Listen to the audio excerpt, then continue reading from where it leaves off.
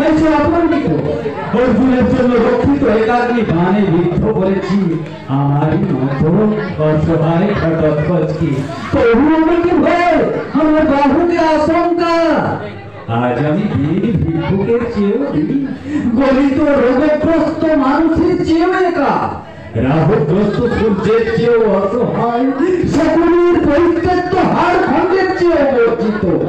আমি জেনেছি আমার জন্ম এক বিপন্ন মুহূর্তে, এক কুমারী জননী লজ্জায় ঘৃণায় আমাকে মঞ্জুষায় ভরে দাসীর হাত দিয়ে ভাসিয়ে দিয়েছে জলে। অনিশ্চয়ের উদ্দেশ্যে অথবা সংশয়ের উদ্দেশ্যে আমি কানি, আমার জাত নেই, ধর্ম নেই, কুল নেই, মান নেই, আশ্বাস নেই, বিশ্বাস নেই, প্রেম নেই। আমি কানি, আমি কৃতক, আমি রাজপুত্র হয়েও কৃতক, ক্ষত্রিয় হয়েও ছোটপুত্র। আমার জন্ম অভিশপ্ত, জীবন অভিশপ্ত, প্রেম অভিশপ্ত। পূর্বদিন কি প্রায় ক্ষুদ্র অঙ্গরাজ্যের রাজা হলেও বিশ্ব এদের কাছে আমি খাদ্য প্রত্যাখ্যান করেছি।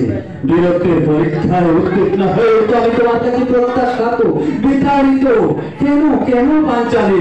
বলতে পারো আমার হৃদয়ে কি প্রেম ছিল না?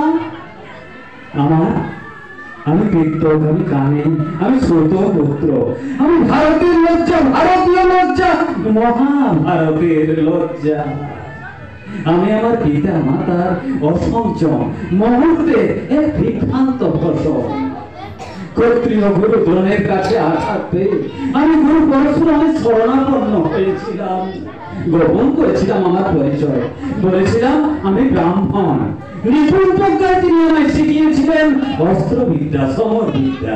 জানো পাঞ্চালী, একদিন দিবাভাগে ক্ষত্রিয় গুরু পরশুরাম আমার জানুতে মাথা রেখে নিদ্রামগ্ন। একটি বজ্র কীট এসে আমার রক্ত চুষে চুষে খাচ্ছিল। অসহ্য যন্ত্রণাতেও সামান্য পদচারণা করিনি আমি। কিছুক্ষণ পর গুরু পরশুরাম সত্যর্থিত হয়ে সেই বজ্র কীটকে দেখে আমাকে বললেন, তুমি তো কদাপি ব্রাহ্মণ নও, ব্রাহ্মণের এত সহনশীলতা নেই। তুমি পরিচয় গঠন করে আমার কাছে অস্ত্র শিক্ষা করেছ। এই মিথ্যা জানিটার জন্য আমি তোমায় অভিশাপ দিচ্ছি। চরম মুহূর্তে তোমার রথচক্র গ্রাস করবে মেদিনী। আমার জন্ম অভিশপ্ত, জীবন অভিশপ্ত, প্রেম অভিশপ্ত। আজ আমি ধারহীন, পালহীন, দিশাহীন নৌকা। জানো পাঞ্চালী, ভাগ্য দেবী আমাকে ভাসিয়ে দিয়েছে অনিশ্চিত সাগরে।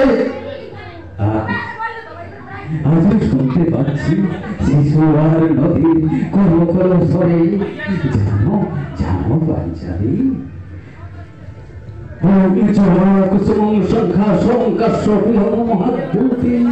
তখন কুরুক্ষেত্র সমরাঙ্গনে আমি হারিয়ে যাব ধুলায় কাদায়।